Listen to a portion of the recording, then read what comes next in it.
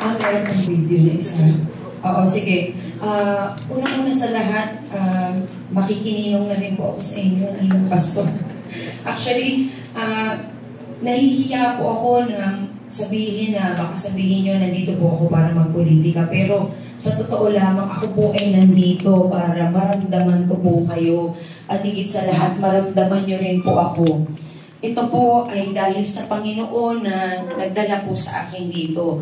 Totoo po na ang Panginoon po talaga ang magbibigay ng daan para sa ating lahat.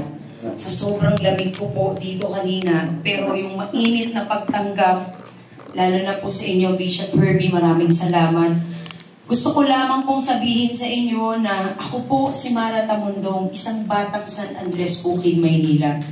Isang bata na nangarap na sana isang araw maramdaman po natin yung tunay na pagmamahalan. Maramdaman po natin yung pagmamalasakit. Sabi nga po ni Ninong Pastor na kailangan ingatan po natin ang ating puso sapagkat ito po ang magbibigay sa atin ng totoong kahulugan ng ating buhay. Kaya ako naman po, nung nabigyan ng pagkakataon na talagang tumulong, ay talagang bumaba po ako at tumulong para sa ating kapwa. Lalo na po sa mga kabataan na nakita ko na kailangan nating gabayan, na kailangan po nating bigyan ng atensyon sapagkat sila pa rin po ang magpapatuloy ng magandang hangarin po natin para sa ating lahat. At higit sa lahat, yung pagmamahal po sa ating mga magulang, sa ating mga senior citizen na nakita ko po yung kanilang kalungkutan at pagmamahal na gusto po sana nilang maramdaman sa atin. Ako po bilang isang anak, gusto ko lamang pong ibalik ang pagmamahal na ginawa rin po sa atin ng ating mga magulang, lalo na po yung ating mga lolo at lola. Dito ko po nakita ang tunay na dahilan kung bakit ako po ay nandito ngayon. Hindi para sa politika, kung hindi para maibahagi po sa ating lahat na ang pagmamalasakit po at pagbibigay ng tunay na pagmamahal sa kapwa ay paglilingkod. Paglilingkod sa sarili po nating paraan. Paglilingkod na handa po tayong isakripisyo ang ating sarili. Paglilingkod na kahit na natatakot po tayo pero nandyan ang Panginoon, alam po natin na ang tatahakin nating landas ay para sa Kanya. Alam ko po sa aking sarili na ang nais ko po at ang layunin ko ay makapagbigay ng paglilingkod po para sa ating mga kababayan. Alam po ninyo, hindi po ako sanay magsalita na naka-aircon at nilalamig. Sanay po ako lumabas sa kalsada at harapin po ang mga kababayan natin na talagang hirap na hirap. Sa kanila ko po nakita ang magandang kahulugan ng aking tunay na pagkatao. Sa kanila ko po nakita na ang Panginoong Diyos talaga ay napakabait para bigyan niya po ako ng biyaya na ako po ay makapaglingkod at makatulong sa kanila. Lalo na po, nararamdaman ko na ang paghihirap po ng bawat Pilipino ay talaga namang nakikita po natin. Panahon ng pandemya, alam po natin na tayo po ay natakot din sa sarili nating buhay. Pero dahil may mga anak po tayo at may mga apo, kailangan po nating tatagan ang ating kalooban. Kailangan po natin sabihin sa ating mga sarili na may Panginoong Diyos. Hindi po niya tayo pababayaan. Ito po ang naging dahilan kung bakit ako po ay lumabas at ibigay ang aking buong puso, ang aking buong pagkatao para ako ay makapaglingkod. Sa totoo lamang, hindi na rin po ako bata. Ako po ay 47 years old na. Kaya yung aking pagtingin sa aking mga magulang ay inilabas ko rin po sa ating mga kababayan. Dito po pumasok ang tunay na paglilingkod para sa mga senior citizen. Na kung saan nag-umpisa po ako sa programa ng online registration na talaga namang pong gusto kong maibigay sa ating mga senior citizen yung paglilingkod. Nag-umpisa po ako sa online registration na kung saan ito po ay programa ng National Commission of Senior Citizen. Nag-umpisa po ako na ang mga nakarehistro ng mga senior citizen ay nasa 150,000 pa lamang po. Pero sinabi nga po sa akin ng ahensya na ng NCSC na kailangan daw po umabot hanggang 8 to 10 million at least po yung mga nakarehistong senior. Sabi ko po sa aking sarili, wala pong imposible sa Panginoon, lalo na ibibigay po niya. At ibibigay niya po sa atin ng daan.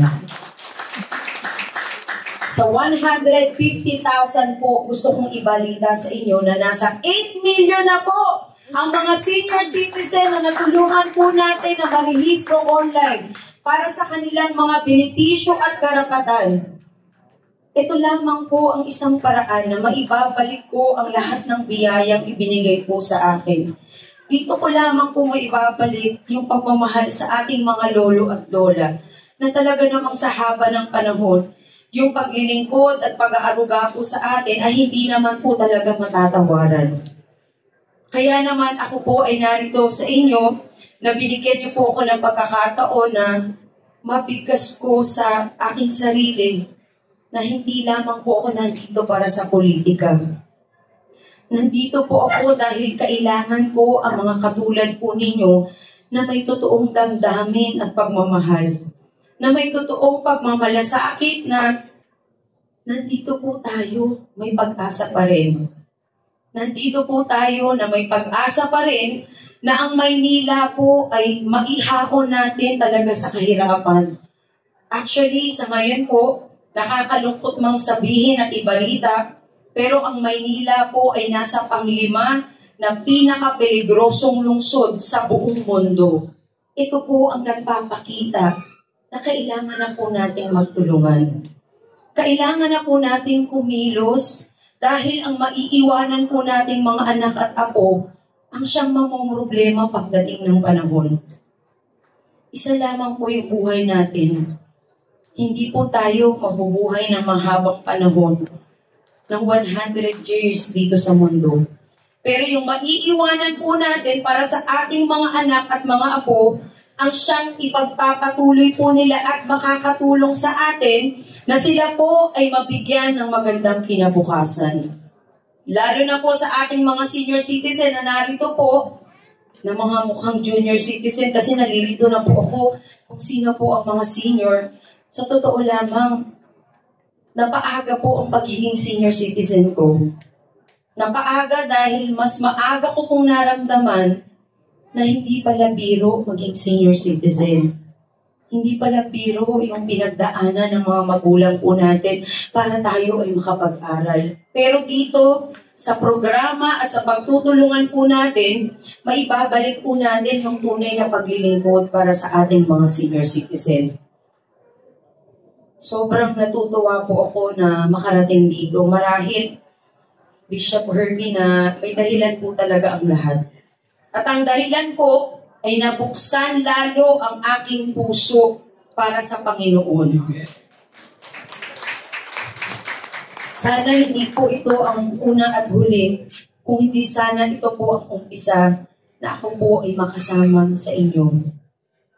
Masarap pala sa pakiramdam na ang mga katabi mo ay katulad mo na may damdamin.